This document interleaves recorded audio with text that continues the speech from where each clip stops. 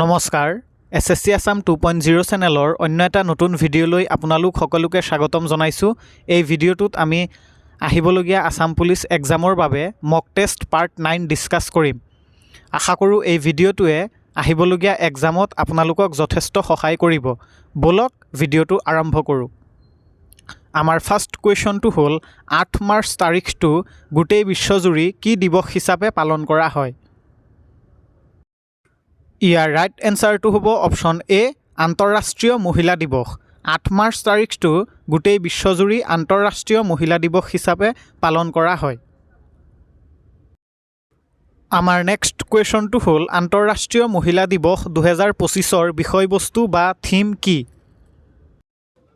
ইয়াৰ right এনচাৰটো হ'ব option C কাৰ্য ত্বৰান্বিত কৰা অৰ্থাৎ এস্কেলেৰেট একশ্যন।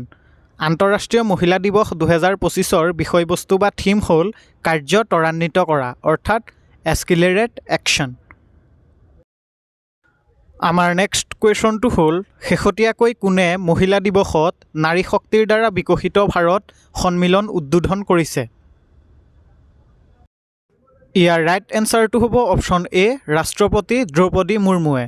শেহতীয়াকৈ মহিলা দিৱসত নাৰী শক্তিৰ দ্বাৰা বিকশিত ভাৰত সন্মিলন ৰাষ্ট্ৰপতি দ্ৰৌপদী মুৰ্মুৱে উদ্বোধন কৰিছে।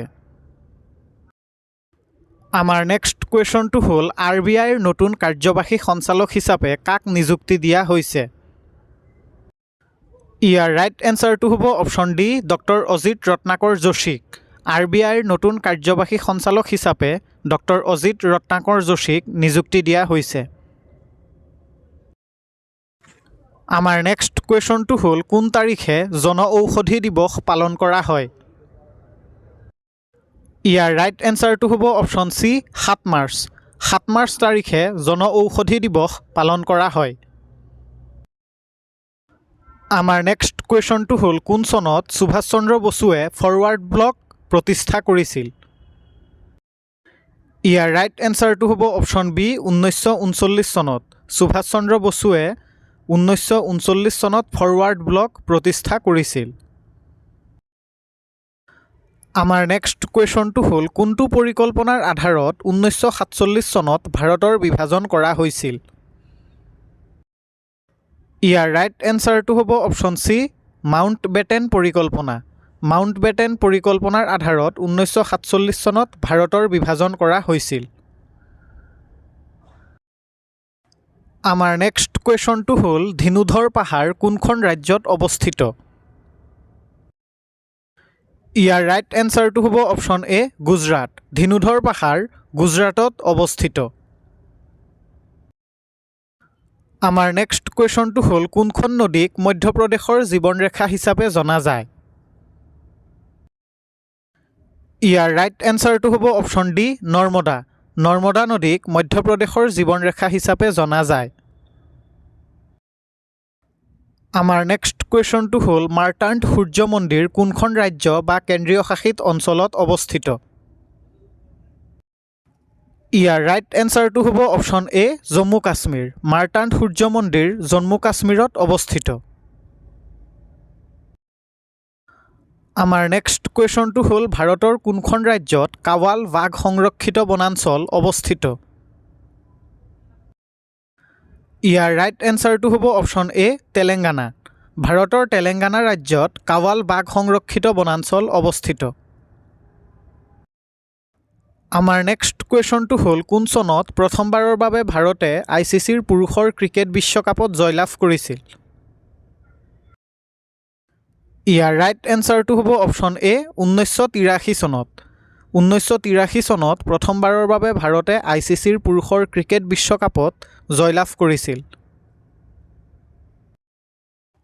আমাৰ নেক্সট কুৱেশ্যনটো হ'ল বুদ্ধচৰিত কোনে লিখিছিল? ইয়াৰ ৰাইট এনচাৰটো হ'ব অপশ্যন এ অশ্বঘোষ। বুদ্ধচৰিত অশ্বঘোষে লিখিছিল। আমাৰ নেক্সট কুৱেশ্যনটো হ'ল ষ্টেচু অফ লিবাৰ্টি কোনখন চহৰত অৱস্থিত? ইয়াৰ ৰাইট এনচাৰটো হ'ব option B New York. Statue of Liberty New York চহৰত অৱস্থিত। আমাৰ নেক্সট কুৱেশ্যনটো হ'ল আন্তঃৰাষ্ট্ৰীয় মুদ্ৰা নিধিৰ মুখ্য কাৰ্যালয় ক'ত অৱস্থিত? ইয়াৰ ৰাইট এনচাৰটো হ'ব অপশ্যন এ ৱাশ্বিংটন DC আন্তঃৰাষ্ট্ৰীয় মুদ্ৰা নিধিৰ মুখ্য কাৰ্যালয় ৱাশ্বিংটন DCত অৱস্থিত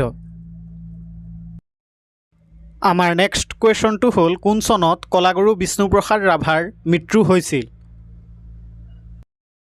ইয়াৰ ৰাইট এনচাৰটো হ'ব অপশ্যন এ 1969 চনত কলাগুৰু বিষ্ণুপ্ৰসাদ ৰাভাৰ 1969 চনত মৃত্যু হৈছিল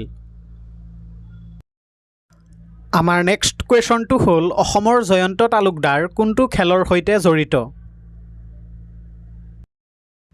ইয়াৰ ৰাইট এনচাৰটো হ'ব অপশ্যন চি ধনুৰ্বিদ্যা অসমৰ জয়ন্ত তালুকদাৰ ধনুৰ্বিদ্যা খেলৰ সৈতে জড়িত আমাৰ নেক্সট কুৱেশ্যনটো হ'ল অসমৰ বৰ্ষাৰণ্য গৱেষণা প্ৰতিষ্ঠান ক'ত অৱস্থিত ইয়াৰ ৰাইট এনচাৰটো হ'ব অপশ্যন এ যোৰহাট অসমৰ বৰ্ষাৰণ্য গৱেষণা প্ৰতিষ্ঠান যোৰহাটত অৱস্থিত আমাৰ নেক্সট কুৱেশ্যনটো হ'ল কোনখন উপন্যাসৰ বাবে মেদিনী চৌধুৰীয়ে সাহিত্য অকাডেমী বঁটা লাভ কৰিছিল ইয়াৰ ৰাইট এনচাৰটো হ'ব অপশ্যন চি বিপন্ন সময় মেদিনী চৌধুৰীয়ে বিপন্ন সময় গ্ৰন্থখনৰ বাবে সাহিত্য অকাডেমী বঁটা লাভ কৰিছিল আমাৰ নেক্সট কুৱেশ্যনটো হ'ল কোন চনত কপৌ ফুলক অসমৰ ৰাজ্যিক ফুলৰ মৰ্যাদা প্ৰদান কৰা হৈছিল ইয়াৰ ৰাইট এনচাৰটো হ'ব অপশ্যন এ 4 এপ্ৰিল 2003 চনত কপৌ ফুলক অসমৰ ৰাজ্যিক ফুলৰ মৰ্যাদা 4 এপ্ৰিল 2003 তাৰিখে প্ৰদান কৰা হৈছিল আমাৰ নেক্সট কুৱেশ্যনটো হ'ল বগীবিল দলঙৰ মুঠ দৈৰ্ঘ্য কিমান ইয়াৰ ৰাইট এনচাৰটো হ'ব অপশ্যন এ 4.94 কিলোমিটাৰ অৰ্থাৎ বগীবিল দলঙৰ মুঠ দৈৰ্ঘ্য 4.94 কিলোমিটাৰ আমাৰ নেক্সট কুৱেশ্যনটো হ'ল কোনজন লেখকক পীতাম্বৰ ৰাজমেধি হিচাপে জনা যায় ইয়াৰ ৰাইট এনচাৰটো হ'ব অপশ্যন এ ৰাজমোহন নাথ পীতাম্বৰ ৰাজমেধি হিচাপে ৰাজমোহন নাথক জনা যায় আমাৰ নেক্সট কুৱেশ্যনটো হ'ল তলত উল্লেখ কৰা কোনটো মন্দিৰ অৰুণাচল প্ৰদেশত আছে ইয়াৰ ৰাইট এনচাৰটো হ'ব অপশ্যন বি মালিনী থান অৰুণাচল প্ৰদেশত আছে আমাৰ নেক্সট কুৱেশ্যনটো হ'ল অসমৰ কোনটো সম্প্ৰদায়ে শাওনু পূজা উদযাপন কৰে ইয়াৰ ৰাইট এনচাৰটো হ'ব অপশ্যন এ দেউৰী অসমৰ দেউৰী সম্প্ৰদায়ৰ লোকসকলে শাওনু পূজা উদযাপন কৰে আমাৰ লাষ্ট কুৱেশ্যনটো হ'ল অসমৰ কোনটো জনজাতিৰ লোকে মিবু গালুক পৰিধান কৰে ইয়াৰ ৰাইট এনচাৰটো হ'ব অপশ্যন এ মিচিং অসমৰ মিচিং জনজাতিৰ লোকে মিবু গালুক পৰিধান কৰে